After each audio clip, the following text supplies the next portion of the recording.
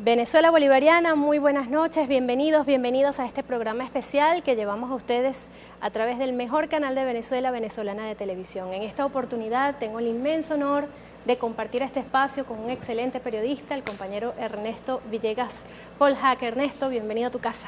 Gracias, Erika. Bueno, una situación importante nos llama, nos convoca en la noche de hoy aquí a las pantallas de Venezolana de Televisión. Tiene que ver con esta rueda de prensa que efectuó el viernes de esta misma semana el ministro Miguel Rodríguez Torres, ministro de Interior, Justicia y Paz. Ustedes saben, un plan conspirativo que ha sido denunciado, develado, transmitido en vivo y directo por el Sistema Bolivariano de Comunicación e Información. Hoy lo tenemos aquí con nosotros para conversar con mayor detalle sobre este tema. Bienvenido, ministro. Buenas noches, muchas gracias por la invitación y esperamos pues que hoy podamos ahondar un poquito y mostrar algunas pruebas o elementos probatorios de lo que hemos denunciado el viernes anterior, y creo que poco a poco vamos a estar enseñándole a los venezolanos pruebas de lo que hemos dicho. Creo que lo importante ahorita es la lucha por la verdad, que los venezolanos sepan la verdad de lo que ha ocurrido en los años anteriores y lo que está ocurriendo hoy en Venezuela. Ministro, hace 10 años, mayo, como estamos en el día de hoy, pero el 9 de mayo del año 2004, hubo una captura de un conjunto de paramilitares colombianos acá en la finca de Actari, en el área metropolitana de Caracas, municipio de Latillo. Vamos, antes de ahondar en las denuncias que usted ha hecho este año, a recordar aquellos hechos. Veamos. En una hacienda conocida como Dactari, más de 300 hombres de una fuerza paramilitar reclutada en Colombia fueron agazapados para atacar instalaciones de la Fuerza Armada Venezolana en Caracas, con el objetivo de crear confusión y una segura confrontación, pues los mercenarios fueron vestidos con uniformes militares nacionales a fin de provocar la imagen de enfrentamiento en el seno interno de la institución castrense. Los puntos de ataque eran la base de la Carlota, el comando de la Guardia Nacional, las inmediaciones del Palacio Blanco y estaciones gasolineras urbanas que iban a ser voladas para envolver a la capital en un gran caos de fuego cruzado y muerte. A la hora de la madrugada, una vez que se recibió la alerta de la detección del grupo de hombres armados en este sector, se hizo un operativo conjuntamente entre el Cuerpo de Investigaciones Científicas, la DIN, la Guardia Nacional y la DICIP, en el que se instalaron diferentes alcabalas por toda la zona, y se hizo la toma de este sector y la captura de más de 50 hombres uniformados de campaña, todos de nacionalidad colombiana, y según algunos de ellos que ya están colaborando en la información, manifiestan ser un grupo organizado como grupo paramilitar armado para desarrollar actividades de esa índole aquí en nuestro país. Venimos haciendo un trabajo con inteligencia del CIP, de la Guardia, sobre este grupo de paramilitares que están introduciendo en nuestro territorio, y sabemos exactamente quiénes son los que lo financian, quiénes son los autores intelectuales de esto. Esta casa pertenece a Roberto Alonso. Acuérdense que Roberto Alonso fue el que trajo la modalidad de la guarimba a Venezuela. Pertenece a grupos anticastristas mayameros y tiene conexiones con grupos paramilitares, bueno, demostrado ahorita con esta captura de esa gran cantidad de hombres. Y a partir de ahorita, esto que llaman los CDL, Comando de la Libertad, el grupo de General Felipe Rodríguez y todas estas organizaciones del bloque democrático van a ser tratadas todas como grupos subversivos, porque está demostrado aquí que su intención es subvertir el orden y atentar contra la Constitución Nacional. Puedo informar que nos trajeron aquí para Venezuela para hacer un grupo de paramilitar con el señor Roberto cubano, el dueño de la finca. Nos dijeron que nos pagaba 500.000 pesos colombianos y que nos viniera a trabajar aquí, estar sitio preparados para tomarnos unos puntos de la guardia. La orden fue ayer mismo a las 3 de la tarde que llegaron unos coroneles y unos generales de aquí mismo y nos trajeron uniformados, nos trajeron camuflados, botas, brazaletes y todo, que preparados y comidas, víveres. Después de eso, como a los 8 días nos informó que ellos iban a hacer unos grupos paramilitares por al mínimo de 3.000 a 4.000 hombres para aquí, para Venezuela. Que el paramilitarismo de origen colombiano intentó contra Venezuela su máxima jugada, que se acumuló desde el terrible crimen del fiscal Danilo Anderson, que estaba emboscado contra el fiscal general y contra el mismo presidente de la República, Hugo Chávez. Eso fue hace 10 años, era Miguel Rodríguez Torres, director de la DICIP. Después de aquel episodio hubo multa. 10 años después, una nueva denuncia de parte del ahora ministro de Interior, Justicia y Paz, Miguel Rodríguez Torres, sobre otro plan conspirativo. También recibe la misma respuesta de parte de los mismos actores. La oposición venezolana descalifica, ministro, las denuncias que usted ha hecho. Bueno, creo que es pertinente la presentación de este video de hace 10 años, porque un día como hoy, hace 10 años, una semana antes del 9 de mayo, tenían previsto el despliegue de estos señores colombianos junto con 2 aviones F-16 para bombardear el aló presidente que se iba a realizar en Maracaibo. No olvidemos que esa organización fue infiltrada por funcionarios de la DICIP que participaron en toda la conspiración, por eso nosotros pudimos saber exactamente qué ocurría. La noche antes, como decir la noche de ayer, hace 10 años se reunieron en la quinta 1204, que queda en la calle Los Jardines del Country Club, una serie de militares y civiles, que aquí tenemos nosotros el gráfico de aquella época, a los 2 días de la captura de los paramilitares. Ellos se reunieron, después se los voy a mostrar con calmita y les voy a dar los nombres que aparecen aquí, porque este es un recuerdo que yo tengo de esta operación, ¿no? Estas son todas las llamadas que se hicieron en el momento de la captura del jefe paramilitar que se llamaba José Ayala. ¿Hay alguna conexión entre estos hechos y los de ahora? Vamos para allá. ¿Por qué es importante lo de los 10 años? Por eso que te decía. Ellos pensaron en aquel momento bombardear el programa Aló Presidente y desplegar estos paramilitares y generar una guerra civil, un caos, como lo que han hecho en otros países, y conducirnos por la vía de la guerra, de la muerte, a alcanzar sus objetivos políticos. ¿Qué está pasando hoy? Ellos han tratado con otros métodos, con otras técnicas, con otras personas. Algunas personas son reincidentes. Han tratado de reactivar un plan de conspiración contra el Estado venezolano, contra la revolución fundamentalmente. Y por otros métodos, ¿no? En aquella época ya habíamos vivido la guarimba también, que lo que han hecho es reavivar y mejorar el método de aplicación de la guarimba. Y, mejorar entre comillas. Bueno, mejorarla para ellos, ¿no? La forma como ellos han desarrollado la guarimba. Y llama la atención que 10 años después vemos cómo siguen atacando, siguen buscando caminos no democráticos para alcanzar el poder. Siguen haciéndolo y lo más curioso es que nadie es culpable, o sea, nadie hizo guarimba. El día de ayer y el día de antier ha habido un ataque feroz hacia mi persona, hacia las instituciones, por lo que nosotros denunciamos, ¿no? Yo voy a mostrar algunas pruebas, nada más algunas, porque es mucho el material que se tiene al respecto de lo que yo dije el día viernes. Sin embargo, llama la atención que nadie asume la responsabilidad de la guarimba. Nadie.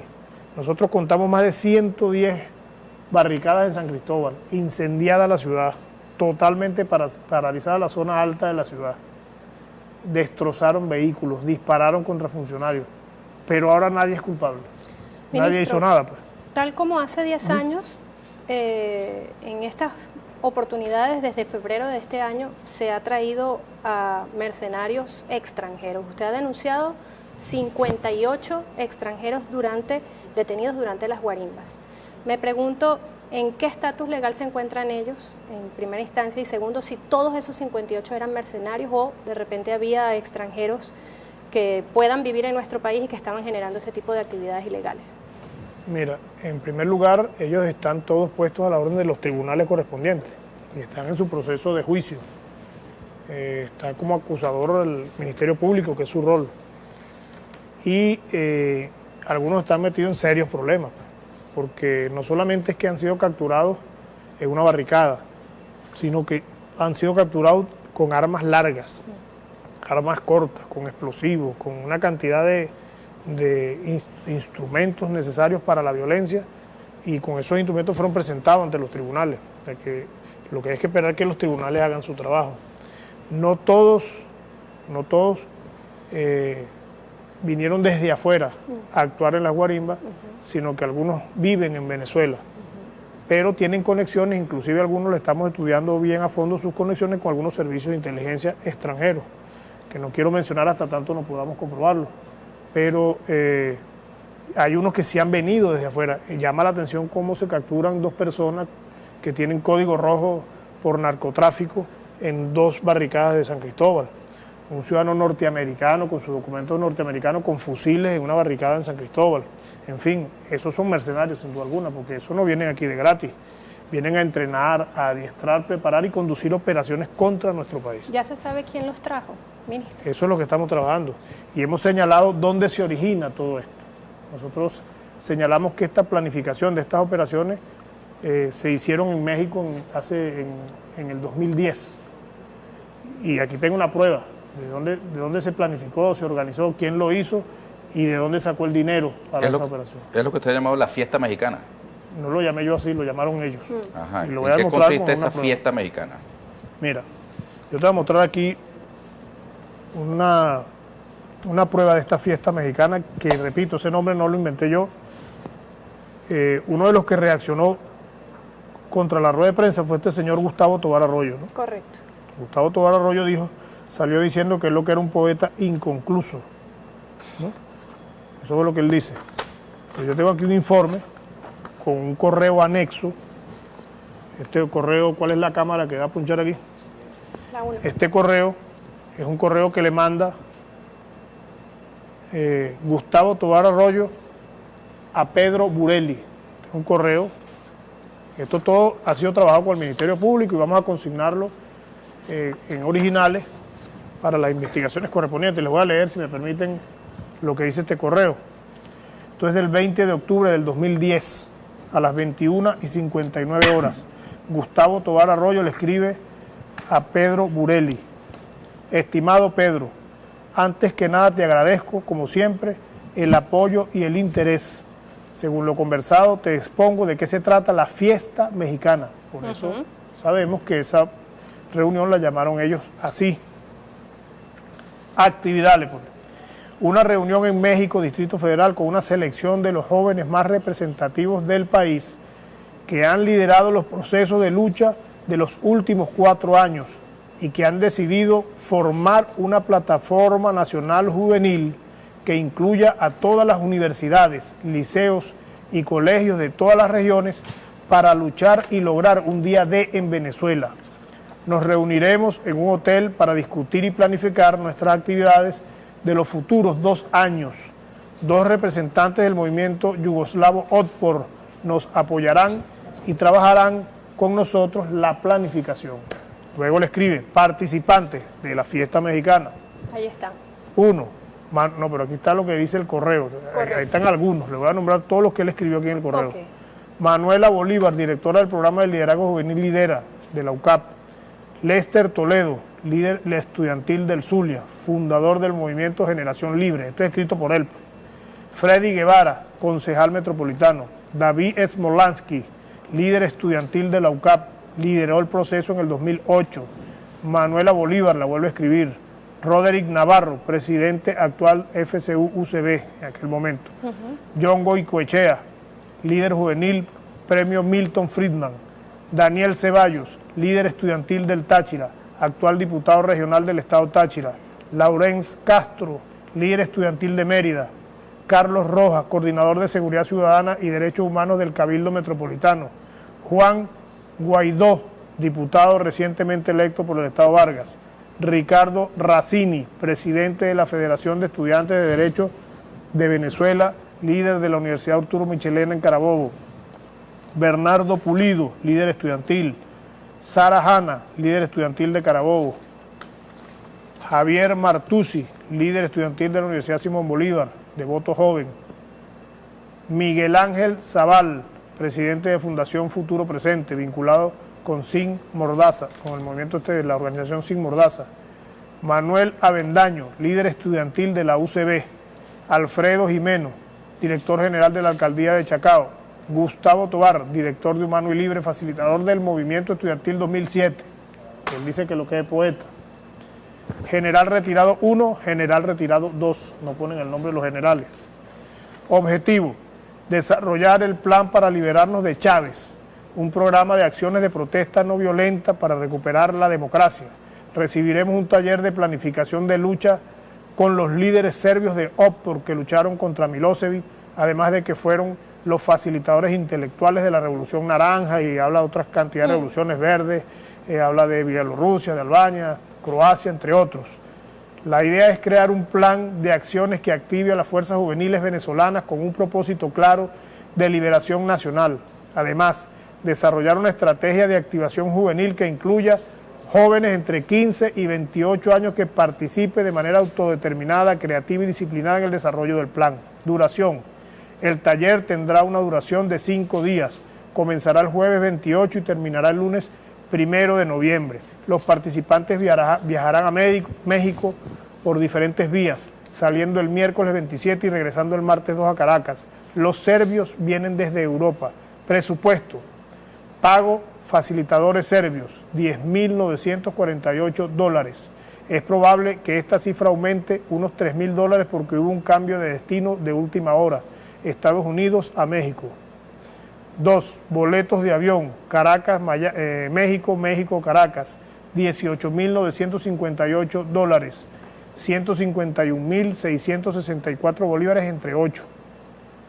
Hotel México y salón de reuniones más 3 comidas, $13.703, 170.750 pesos mexicanos entre 12,46. Traducción simultánea y equipos, $5.617. Transporte en la Ciudad de México, $2.100, 300 diarios. Y gastos extras, $1.000. Total, $52.326. Esto se lo escribe él a Pedro Burelli. Pedro Burelli le responde: perfecto. Le responde: perfecto, te aviso mañana, pero cuenta con nuestro apoyo. Te confirmo monto en el transcurso del día. Esto es un correo originalito que, repito, vamos a entregar. Bueno, ya el Ministerio Público viene hace bastante tiempo con nosotros trabajando esta materia y vamos a entregárselo para que procesen esto ante los tribunales correspondientes. Ese mismo correo, el señor Tobar Arroyo, el poeta inconcluso, le escribe a Eligio Cedeño, exactamente el mismo correo, lo que se copió el formato, le escribe lo mismo y Eligio Cedeño le dice que cuente con su apoyo para esa actividad. Estimado Eligio, si pueden poner aquí la cámara, la pueden poner cerquita aquí, estimado Eligio Cedeño. Ahora, ¿qué es lo que demuestra esta documentación? ¿Qué demostramos nosotros con esto? Que ellos han querido, de paso, negar que esa reunión se realizó. Hemos demostrado que lo que está ocurriendo hoy fue planificado hace 10 años. Es una organización que viene trabajando hace 4 años. Vienen trabajando para derrocar el gobierno bolivariano. Inicialmente era contra el comandante Chávez. Lo que pasa es que no pudieron con el comandante Chávez. Ellos quizás después ven que el presidente Maduro, pensaron ellos que iba a ser más fácil de derrocar y activaron toda esa organización que venían diseñando desde allá, desde México. Ellos en México, entre las cosas que pensaban era que necesitaban un líder que unificara todos esos movimientos juveniles, porque ahí está el movimiento 13 de Mérida, el Jabú de Valencia, está la Operación Libertad, todos esos movimientos están ahí y son bastante anárquicos. Y entonces se selecciona a Leopoldo López como la persona que va a conducir y va a lograr la unidad de estos movimientos para ir a este proceso violento que estamos viviendo nosotros ahorita. Entonces, esta organización nace ahí y fíjate, buscan gente de Oxford, con experiencia en todo este tipo de cosas en otros países de Europa, para que los prepare y agarran el manual de Jean Charles, lo reducen en 50 puntos y sobre esos 50 puntos empiezan ellos a trabajar. Ahora, ministro, después de sus declaraciones el viernes, esto obviamente tuvo una repercusión.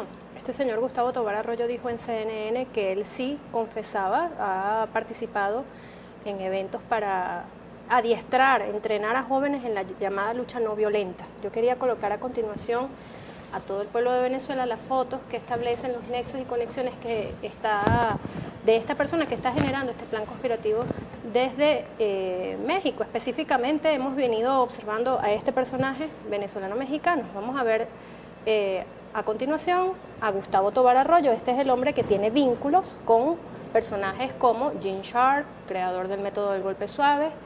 Allí lo ven ustedes en esa foto que fue presentada por el ministro, también con Álvaro Uribe Vélez, enemigo acérrimo de la Revolución Bolivariana, que además tiene vínculos con el expresidente mexicano Vicente Fox. Y en cuanto a sus conexiones en Venezuela están Leopoldo López, María Corina Machado, Vamos a verlas poco a poco porque valen la pena. María Corina Machado, Alberto Federico Rabel, Gonzalo Gimió, además está relacionado con los terroristas, ahí lo ven ustedes con Alberto Federico Rabel, y está relacionado, según lo ha dicho usted, ministro, con aquellos terroristas que pusieron la bomba en el edificio Caracas Teleport el 13 de abril de 2003. Ese fue el momento, o la gráfica que recogió el momento que se produjo el 13 de abril de 2003, cuando justamente se puso esa bomba allí. Estaba la mesa de negociación y acuerdos tras el golpe de Estado, ¿correcto, Ernesto? Bueno, fíjense, en esa misma lámina, yo les mostraba a ustedes, al país les mostré, quién han financiado todas estas ONG que se han dedicado a conspirar en nuestro país. Entre los que aparece ahí está la National Endowment for Democracy, que también suelen decir que es falso que ellos financian estas cosas. Bueno, y también trajimos aquí otra demostración de que hay un financiamiento de la National Endowment for Democracy a Gustavo Tovar Arroyo para este tipo de actividades. Aquí tenemos un correo que le manda Lindsay Gibbs de esta organización, la NET, ¿verdad? Se la manda a Libre y Humano, que es la ONG que lidera Gustavo Tovar Arroyo, y le dice, esto es del 19 de enero de 2011, cuando le aprueban los recursos, ya había pasado esta movilización de jóvenes hacia México. Felicidades de parte de la NET y el Programa para América Latina y el Caribe. Es un gusto informarle que su propuesta ha sido aprobada por la Junta Directiva el martes 14 de septiembre por un monto de $49.200. Esta es la notificación oficial. Por favor, tome nota que aunque la Junta Directiva de la Fundación ha aprobado su proyecto, el convenio no se considera obligatorio hasta que sea firmado por NET y su organización. Antes de comenzar su convenio es importante cumplir con los siguientes requisitos: haber resuelto cualquier problema pendiente con su proyecto actual, si está renovado su proyecto, haber llenado y enviado los cuestionarios organizacionales y financieros, si fue solicitado, y haber enviado cualquier otra información solicitada por la NET. De no cumplir estos requisitos, la fecha de inicio de su proyecto puede ser retrasada. Así le escriben otras instrucciones. Atentamente, Mr. Aimel Ríos Wong, del Programa de Asistencia para América Latina y el Caribe. Y aquí está este otro correo que también estamos consignando en los próximos días a el Ministerio Público, a los fiscales que han venido con nosotros trabajando permanentemente estos casos de conspiraciones contra la República, contra nuestro pueblo, contra nuestro país. Entiendo, Rodríguez Torres, que esta familia Tovar Arroyo tiene intereses petroleros tanto en México como en Venezuela. Ahora, se trata de un personaje relativamente secundario para quienes observan la política venezolana en su primera escena, la que aparece en televisión, los actores políticos. ¿Hay algún tipo de vinculación entre estos hechos, entre esta madeja de conspiraciones que usted ha denunciado con la dirigencia política de la Mesa de la Unidad Democrática con la cual está dialogando el gobierno? ¿O no? Bueno, la vinculación directa que nosotros estamos comprobando es su vinculación con Leopoldo López, ¿no? Y en la guarimba, en la medida que se va abriendo la investigación del tema de la guarimba como método de violencia contra nuestra sociedad, nosotros hemos ido comprobando también relaciones de algunos otros líderes importantes de la oposición venezolana, de la derecha, que están vinculados a este tipo de actividad. Un ejemplo de esto fue Ledesma, que apareció en sus relaciones con este señor que llaman el Aviador, que fue capturado hace 2 días por el Servicio Bolivariano de Inteligencia, puesto a la orden de los tribunales, está revisándole todos los materiales o los equipos electrónicos que él poseía y aparecen conexiones, entre otros, con Antonio Ledesma. El mapa de vinculaciones de un personaje Tovar Arroyo, él lo que es un integrador de todo el equipo, tanto de los que están en los Estados Unidos, con los que están en México, los que están en Venezuela, busca recursos, pone muchachos, es una especie de intelectual del movimiento y a eso se dedica, pero indudablemente aquí en Venezuela hay operadores que se han dedicado a organizar y conducir estas operaciones. La Mesa de la Unidad Democrática emitió un comunicado cuestionando su denuncia por su alusión a Delsa Solórzano. Bueno, mi alusión a Delsa Solórzano fue fundamentalmente por este informe que ella, tiene su nombre aquí. Suscribió. Ella lo suscribe, tiene su nombre. ¿Por qué yo hago alusión a Delsa Solórzano con este informe? Y de verdad que no lo hago con intenciones ni de poner en dificultades la mesa de diálogo, al contrario. Creo que es importante que estas cosas inclusive se discutan. Pero esta señora dice aquí, en este informe, fíjense lo siguiente: el país ha vivido un episodio terriblemente oscuro. Lo hace ver como que si ese episodio lo produjo el gobierno. Fuerzas de seguridad del Estado, acompañadas de grupos paramilitares, han arremetido con saña contra pacíficos e indefensos manifestantes en diversas regiones del territorio nacional. Pacíficos e indefensos manifestantes. Imagínense ustedes cómo pueden llamar pacíficos manifestantes a estos señores que incendiaron el Ministerio de la Vivienda o que atacaron las instalaciones del Tribunal Supremo, que también están ahí en la avenida Francisco de Miranda, que incendiaron un preescolar con los niños ahí copiando el modelo Ucrania, ¿no? Eso lo hicieron en Ucrania. El que puso guayas, que están filmados, afortunadamente CIMA filmó a los tipos poniendo las guayas, que degollaron, le cortaron la cabeza a un motorizado, que perdió la vida una muchacha embarazada en una barricada. Eso llaman ellos indefensos. Estos que aparecen en una guarimba con un fusil, un general con un fusil dispuesto a enfrentarse a las fuerzas del Estado porque él cree que él tiene la razón. En fin, toda esta violencia que se ha desatado en el país, yo no sé de dónde saca esta señora que esos son, que se ha reprimido a personas que son indefensas. Eso es totalmente falsear la verdad y esto es conspirar contra su país. Ministro. Esto es faltarle el respeto a la inteligencia de nuestro país. Ahora, esto, digamos, usted lo menciona porque tiene algún tipo de vinculación con las denuncias que usted ha realizado o sencillamente... No, cuando se mencionó esto es porque indudablemente una de las cosas que han tratado de hacer con Venezuela es armar un expediente donde Venezuela, o declarar a Venezuela un estado forajido, hacer de Venezuela un estado forajido que viola los derechos, que aquí no se respeta la Constitución, que no se respetan las leyes. Eso es una de las cosas con las que han querido generar una excusa para intervenir a Venezuela. Y este tipo de documentos lo utilizan para esos fines. Ministro, ¿alguno de estos personajes está involucrado en las amenazas que recibió Leopoldo López de muerte al inicio de estas guarimbas? Eso todo se está investigando, toda esa verdad va a salir. Tenemos muchos equipos electrónicos que se han incautado en los allanamientos y esos equipos están hablando, están arrojando información. Es hasta lamentable ver la computadora de este señor que llaman el aviador, no sé si ustedes tienen el nombre ahí entre las láminas que tiene. Sí, se llama Pedro González, entiendo. Pedro González. Rodolfo Pedro González Martínez. Ese señor yo creo que va a tener que enfrentar algunos juicios de otra naturaleza por lo que aparece ahí.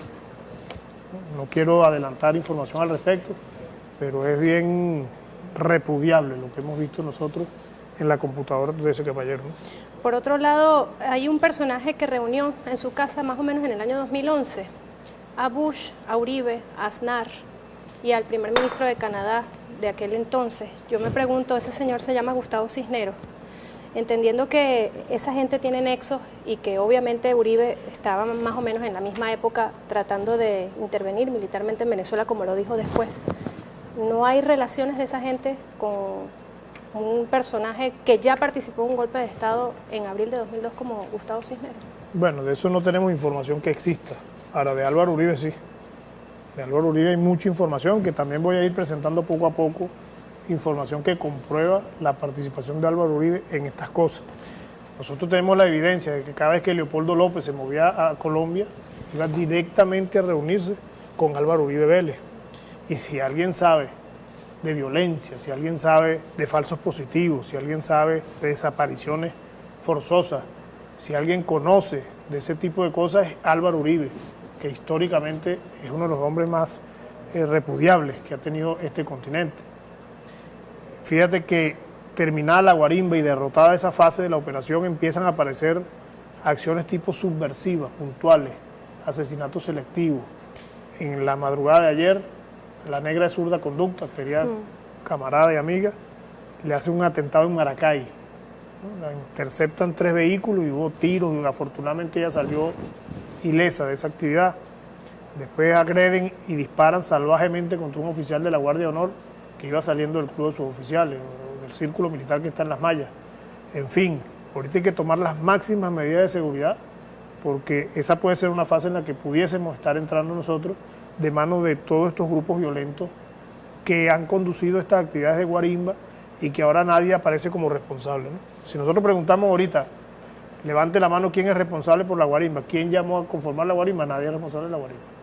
Y nadie va a decirle a los venezolanos, porque nosotros no somos bolsa, de que toda esa organización de barricadas, de movilizaciones sobre esas barricadas, de armas, de explosivos, toda la forma como aprendieron a improvisar lanzacohetes, ¿cómo se llama?, con fuegos pirotécnicos que lo armaban con clavos. Toda esa organización y toda esa preparación fue una cosa espontánea de la sociedad porque estaba molesta por la escasez. Bueno, obviamente que no es así. Vamos a pedir a continuación un video en el cual vamos a recordar el momento en el que el expresidente colombiano Álvaro Uribe Vélez admitió que de haber tenido tiempo habría intervenido militarmente en Venezuela. Veamos. Yo tenía 3 opciones: quedarme callado. Hoy sería difícil presentarme ante ustedes, quien fue 8 años presidente de esta patria, con tantas dificultades y cuestionado, que no tuviera manera de responder a todo. ¿Cómo me presento yo a darles la cara a ustedes? ¿Qué tal que yo me hubiera quedado callado? La otra opción era un operativo militar en Venezuela. Me faltó tiempo. Bueno, el comandante Hugo Chávez también le respondió de forma contundente al expresidente de Colombia, Álvaro Uribe Vélez, en referencia a este comunicado, este discurso que ofreció en una zona de su país. Vamos a escuchar qué fue lo que dijo al respecto el presidente Hugo Chávez. Te voy a decir esto: no le faltó tiempo, le faltaron cojones. No es que le faltó tiempo, ¿ves? Le faltaron cojones al caballero. Y además, estaba detrás de él la mano de la extrema derecha imperial, tratando de generar una guerra. Pero no se atrevió, bastante tiempo tuvo. Bueno, y como no lo logró hacer militarmente, ha tratado de intervenir. Ya hemos visto, por ejemplo, ministro Ernesto, documentos que ha sido publicado por la periodista abogada venezolana estadounidense Eva Gollinger, donde hablaba de un plan para generar no solamente este tipo de ataques, sino también la guerra económica que ha afectado a nuestro país a través de sus amigos de Colombia. Y recuerden las declaraciones de Salvatore Mancuso. Salvatore Mancuso llegó a ser el máximo jefe de las Autodefensas Unidas de Colombia. Él fue extraditado a los Estados Unidos y en una declaración allá en los Estados Unidos, él señala, en primer lugar, prácticamente dice que su jefe es Álvaro Uribe Vélez. Y dice que con la anuencia de Uribe Vélez es que le envía los 150 paramilitares a la finca Dactari en Venezuela. De hecho, quien comanda, este señor José Ayala, que comanda ese grupo de paramilitares colombianos, era el escolta personal del jefe de la seguridad de este señor Salvatore Mancuso. O sea, que la mano de Uribe esté metida en esto, obviamente que está metida. Es evidente, ese hombre odia a Venezuela y odia a los venezolanos. Ahora, ¿qué poder real tienen personajes como Uribe, que ya no está en el gobierno de Colombia, y estos otros que usted ha mencionado? ¿Tienen poder suficiente, económico, político, militar, como para desestabilizar o tratar de desestabilizar a un país como Venezuela? Bueno, mira, en primer lugar, acuérdate del tipo de operaciones al que estamos refiriendo, ni el tipo de guerra a la que nos estamos refiriendo. Ya las guerras no son esas guerras donde la masa es el principio fundamental, ¿no? Sino que es una guerra de subversión, una guerra de resistencia, es una guerra de foquismos, ¿no? Es una guerra psicológica permanente. Venezuela está sometida a una guerra psicológica desde el año 99.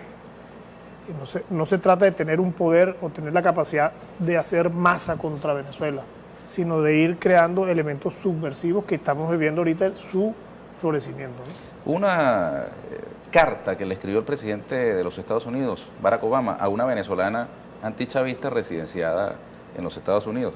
El texto completo no ha aparecido, no ha sido publicado, pero las agencias han referido parte de esta carta.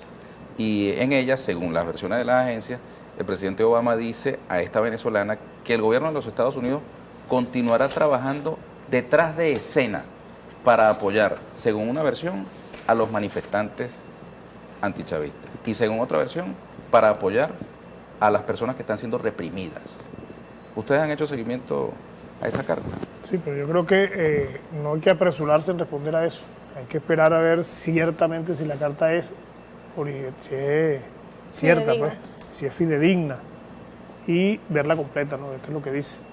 Pero acuérdense que siempre hay sectores en los Estados Unidos que han pretendido acabar con lo que es hoy la revolución bolivariana y evitar que el bolivarianismo que se despertó en Venezuela se expanda por el continente.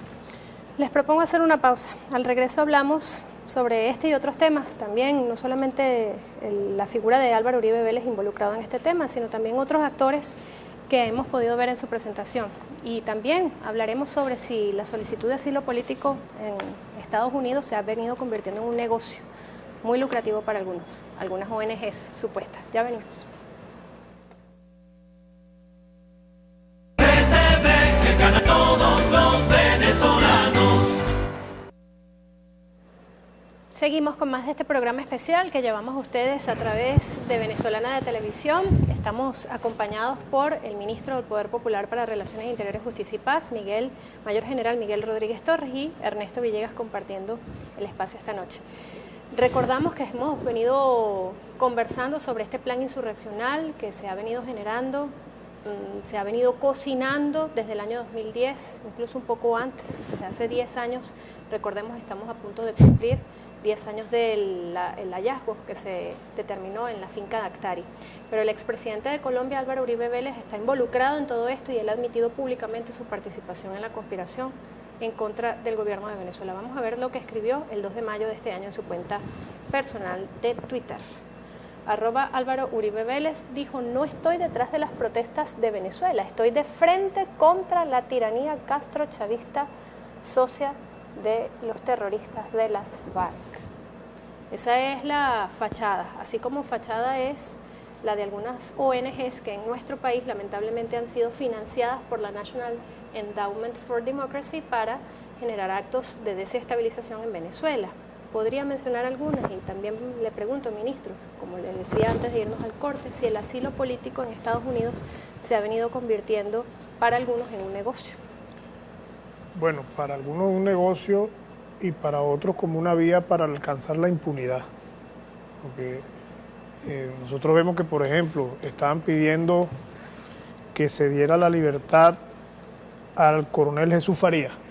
Si ustedes ven este gráfico que yo tengo aquí, el coronel Jesús Farías, que fue uno de los a quienes le pidieron la libertad, tenía conexiones directas con José Ayala, que era el jefe paramilitar. Mira, que están llamadas directas el día de la captura a Jesús Farías, ¿no? Una llamada directa a Jesús Farías, al coronel Pedro Yaén, que era conspiraba permanentemente con Jesús Farías, y por otra vía se comunicaba también con Jesús Farías por otro número telefónico.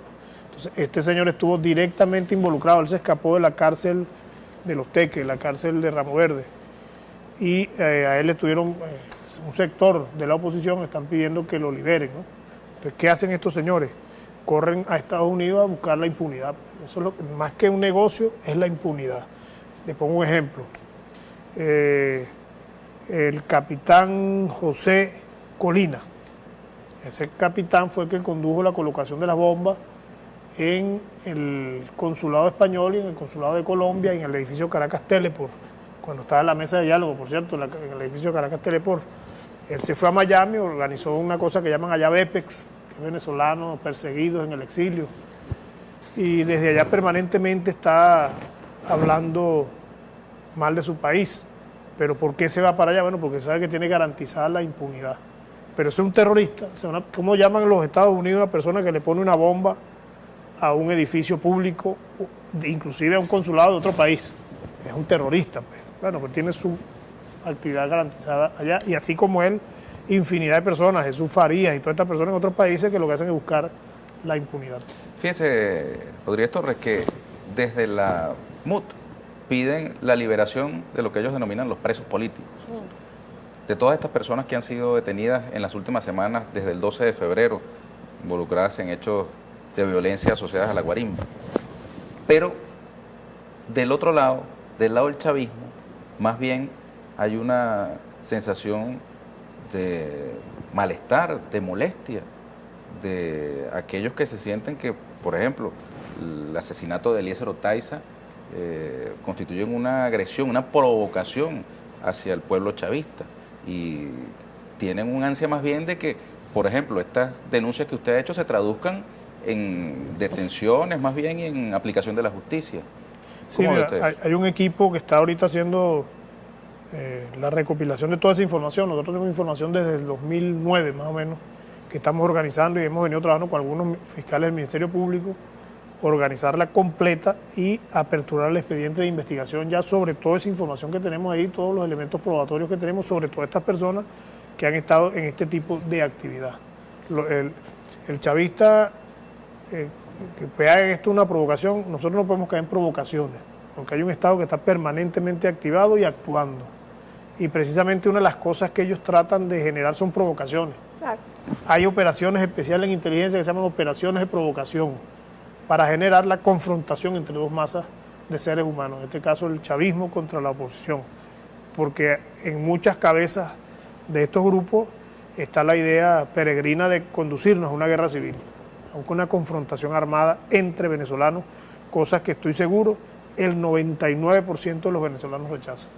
¿Qué se ha avanzado en el caso Otaiza, por ejemplo? Hemos avanzado desde el punto de vista criminalístico, hemos logrado la identificación de los autores materiales, estamos en su búsqueda, tenemos capturado uno que ha estado explicando una gran cantidad de cosas, pero seguimos todavía teniendo un vacío en la investigación desde el punto de vista de la relación tiempo y espacio de la ubicación de Otaiza, que bueno, tenemos que seguir trabajándolo, ¿no? Ese crimen tiene indudablemente unas connotaciones fuera del crimen común, del delito común. Y es lo que nosotros queremos comprobar, cuáles fueron los reales, o cuál fue el móvil real de ese homicidio. Y corrijo, yo hice ¿sí? en la rueda de prensa dije yo que no era un delito, que no era un homicidio normal. Y alguien me corregía en el Twitter, me criticaba con razón, no hay homicidios normales, ¿verdad? Y eso lo asumo, la crítica y la corrección. Pero lo que quise yo decir es que no fue un homicidio realizado como un delito común, de lo que se registran como homicidios comunes. O sea, no sigue el patrón del delito común. No sigue el patrón de un delito común, de ninguna manera. Normalmente una banda de delincuentes cuando roba y asesina a alguien no le da tortura previa. Simplemente lo roba, lo mata, le quita lo que le va a quitar y punto, ¿no? Pero hay periodistas que se han, según el propio presidente Maduro, prestado para la creación de este falso positivo, según lo decía el propio presidente Maduro. Hay una gente que incluso ha venido diciendo que no lo torturaron, sino que lo lanzaron y por un barranco, y por eso fue que lamentablemente recibió todas estas cosas. Mira, ¿de dónde obtienen esas informaciones? Acuérdate que una de las cosas que tratan de alcanzar o de los objetivos que ellos tienen en la manipulación de la información es que un homicidio como ese aparezca como un delito común. Sí. Y no aparecen los autores intelectuales nunca, ¿no? Eso no aparece nunca, porque bueno, no fue una banda que lo agarró, lo robó, lo mató, le quitó la camioneta y hasta ahí llega la investigación. Pero el móvil real del homicidio tratan siempre de taparlo como una acción del Lampa común y diciendo bueno, que aquí está disparado los índices delictivos y por eso bueno, mataron a Otaiza. Entonces, los falsos positivos tienen esa tendencia siempre, ¿no? Bueno, y de eso tenemos que cuidarnos mucho ahorita en Venezuela. Hablando de falsos positivos, de gente que se presta para guerra sucia, resulta que un periodista colombiano que se llama Juan David Laverde Palma publicó en el diario El Espectador de Colombia un reportaje en el cual se ha venido señalando que JJ Rendón, recordemos, muy ligado a todos estos sectores de la llamada Mesa de la Unidad Democrática, habría recibido $12 millones. Esto para cabildear, promover un acuerdo de no extradición y rendición a los hermanos narcotraficantes Comba, el Loco Barrera y Diego Rastrojo. Una gente que, por cierto, según me decía el ministro, estuvo aquí en Venezuela un tiempo. Dos de ellos estuvieron presos en el SEBIN, Diego Rastrojo y el Loco Barrera. Y con ellos, los interrogatorios, se logró información interesante. Pero yo creo que este señor haber recibido $12 millones del narcotráfico es una información que lo involucra en una situación bien compleja, ¿no? Ya el presidente Nicolás Maduro nos ha dado instrucciones a través de la Oficina Nacional Antidrogas para hacer contacto con organismos internacionales que se dedican a la investigación de este tipo de delitos y aperturar un expediente de investigaciones sobre ese tema aquí en Venezuela, porque esos dos ciudadanos fueron capturados aquí en Venezuela. Bueno, nosotros vamos a invitar a nuestra audiencia a revisar en redes sociales el reportaje que se llama La oferta secreta de los narcos para entregarse. El periodista colombiano retuiteó el mensaje publicado por el periódico El Espectador promocionando este artículo, @JD La Verde 9, la oferta secreta de los narcos para entregarse, en elespectador.com. También en mi cuenta personal pueden observar la rueda de prensa completa que efectuó el viernes el ministro y que por cierto fue difundida por CNN en español. Rodríguez Torres, el 12 de este mes se cumplen 3 meses del llamado de López, Machado y Ledesma a la llamada salida, que fue la guarimba. 3 meses. Para aquel entonces estaba iniciándose un proceso de acercamiento entre el gobierno central y los gobiernos regionales y municipales de oposición. Lo vimos a ustedes con gobernadores y alcaldes de oposición entregando patrullas, dotación para los cuerpos policiales, incorporando esos cuerpos policiales en manos de la oposición a la gran misión a toda vida de Venezuela, el Plan Patria Segura. Este llamado a la guarimba, pues, desarticuló esos esfuerzos. Ya para este mes de mayo, en los que ha mermado sustancialmente este episodio violento, ese avance puede recuperarse. Hay chance de que en medio de las confrontaciones políticas pueda haber buenas noticias para las personas que se preocupan, por supuesto, por los planes de desestabilización, pero también por la criminalidad cotidiana.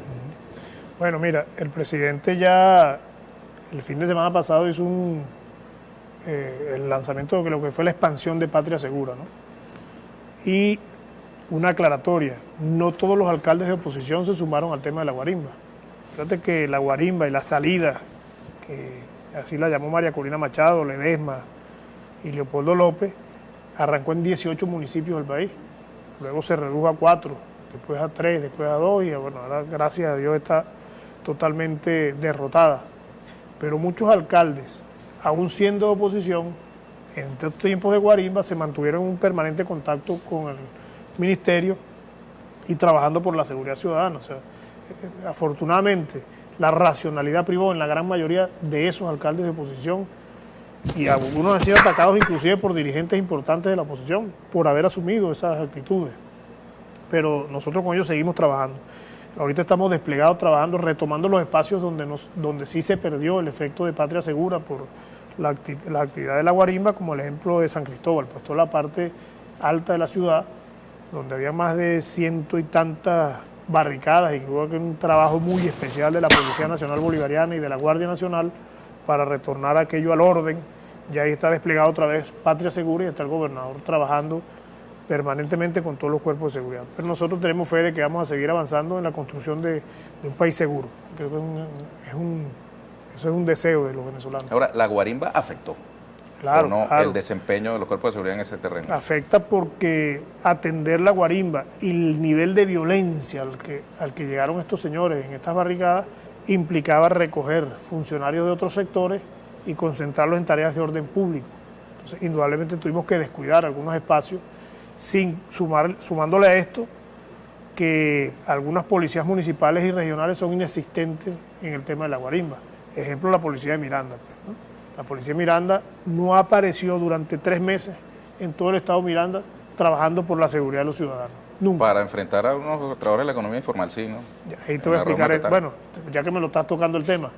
No aparecieron nunca, mira, quemaron Chacao, intentaron quemar Santa Fe, la Plaza Altamira la volvieron un desastre, la avenida Luis Roche, y no apareció jamás un policía de Miranda en eso.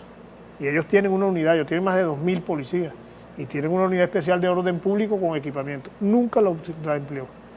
Bastó que salieran unos trabajadores de la economía informal en Petare a una marcha pacífica hacia la alcaldía del municipio Sucre y aparecieron de una vez los funcionarios de orden público de la policía de Miranda para reprimir a esos trabajadores. Ahí sí tienen competencia. Ahí sí tienen competencia, tienen el equipamiento, tienen los policías. Sí. Entonces es una cosa como muy descarada la que hace este señor gobernador, ¿no? Ministro, ¿qué medidas se van a tomar para frenar esos atentados contra nuestro pueblo bolivariano? Me refiero más que al pueblo, a gente que sensiblemente pueda afectar en la moral de nuestra gente.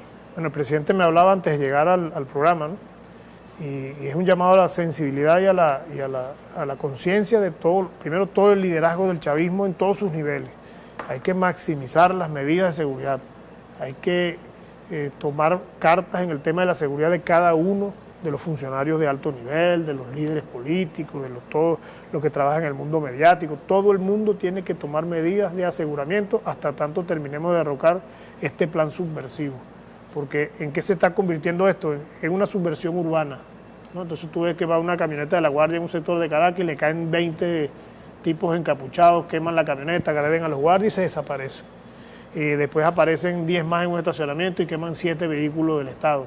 Y así van como foquitos haciendo acciones desestabilizadoras en distintos sitios, atacando y matando gente, ¿no? Atentando contra la gente.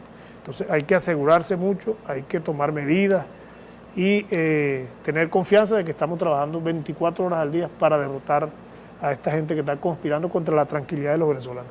Y por último, o no por último, pero por lo menos antes de mostrar unas gráficas que usted había traído también, ¿cómo van las investigaciones de los 41 fallecidos? Que sabemos algunos se generaron y que ya están en acto conclusivo, pero otros no. Hay unos que han todavía quedado pendientes por allí. Sí, esas investigaciones van bastante bien. Yo creo que el Cuerpo de Investigaciones Científicas, Penales y Criminalísticas ha hecho un trabajo extraordinario por todo lo que he tenido que investigar en estos 3 meses, porque se investiga desde que están utilizando elementos de violencia, bombas molotov, sí. Todo eso hay que hacer investigaciones con el Ministerio Público, hasta que fallece un ciudadano por la acción de algún guarimbero, e inclusive cuando un funcionario público ha cometido un exceso contra un ciudadano que esté protestando. Todo eso son investigaciones que se abren y son funcionarios abocados a eso, criminalísticos, especialistas, y creo que vamos a terminar bien porque el lema que le hemos puesto a este trabajo es cero impunidad. No debe quedar delito impune después de todo este periodo de violencia. Mira, la MUD entregó sus aportes al plan de pacificación.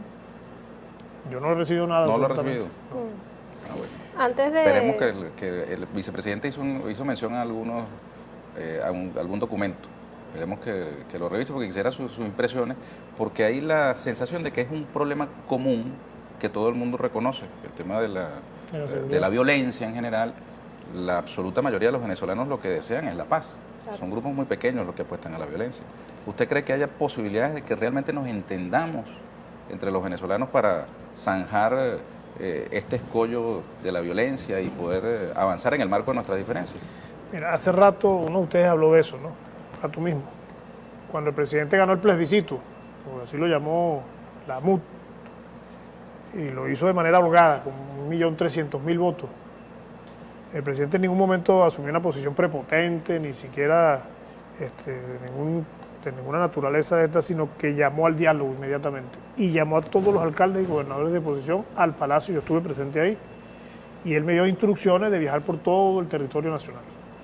Yo hice todo el recorrido por todo el territorio nacional y hablé con los 365 alcaldes del país y con todos los gobernadores de oposición, con Capriles Radosky, todos los alcaldes de Miranda. Estuve reunido como 7, 9 horas, no me acuerdo cuánto. En Táchira logramos 13 horas reunidos escuchando alcalde por alcalde, tomando notas, diseñando planes de seguridad ciudadana, el patrullaje inteligente, los corredores seguros, todo eso se trabajó. Pero no habíamos terminado de hacer esa gira y empezó la salida, la guarimba, la violencia. ¿Quiénes le dieron la patada al diálogo? Eso está clarito, no fue el gobierno. La guarimba no la hizo el gobierno. La protesta violenta no la ha hecho el gobierno. Entonces esperamos que en esta oportunidad esta mesa de diálogo dé resultados positivos de encuentro real, sincero, y que entiendan que ese objetivo de la seguridad ciudadana puede ser asumido por todos los venezolanos como una bandera que nos una para el trabajo, para alcanzar un logro efectivo, que era lo que inicialmente se propuso y todos lo aceptaban así. ¿Qué le dice usted a esa gente que es de oposición, que está viendo este programa, porque sé que lo están viendo, nos están escribiendo de todo vía Twitter, y que puedan creer que lo que usted está diciendo no es verdad? ¿Qué se le dice a una gente que, por ejemplo, manda a sus hijos a una guarimba y no sabe que detrás de todo esto hay un plan muy bien definido y orquestado? Mira, nuestra responsabilidad es decirle a los venezolanos la verdad, es hablarle a los venezolanos con la verdad. Hace rato les decía yo a ustedes, Venezuela ha sido sometida a una guerra psicológica muy dura por muchos años. Y hay un sector de la sociedad que por muchas pruebas que usted le presente, por muchos elementos probatorios que usted le muestre, siempre van a pensar que estamos diciéndole mentiras. Pero nuestra obligación siempre será casarnos con la verdad, darle y decirle la verdad a los venezolanos. Tú tocas un tema importante, las madres y los padres de esos muchachos que están en carpa, que están en guarimba, o que quieren hacer guarimba, que salen encapuchados a protestar, que los manipulan. Cuiden a sus hijos, protejan a sus hijos, porque no es precisamente el gobierno quien los reprime. O sea, el riesgo de ellos no es que el gobierno los reprime, ese es el menor riesgo que ellos pueden correr. Hemos detectado que están distribuyendo crispy, esa marihuana transgénica, en estas carpas donde están los campamentos de estos muchachos que dicen estar en protesta. Hemos descubierto en la computadora de este señor, que era el jefe logístico, que llaman el aviador, ¿verdad? Cosas aberrantes con menores de edad, ¿no? Que van a ser entregadas al Ministerio Público. Entonces, hay una serie de cosas que amenazan contra la integridad y la vida de esos muchachos que están en esas actividades. Entonces, yo creo que los padres responsables deben tomar acciones con esos muchachos, protegerlos, recogerlos, porque, repito, el Estado garantiza la protesta siempre y cuando esa protesta sea pacífica y en el marco de la ley. Pero ahí están ocurriendo cosas que escapan al control de los organismos del Estado. Estamos despidiendo el programa, Ernesto. ¿Perdón? Estamos despidiendo.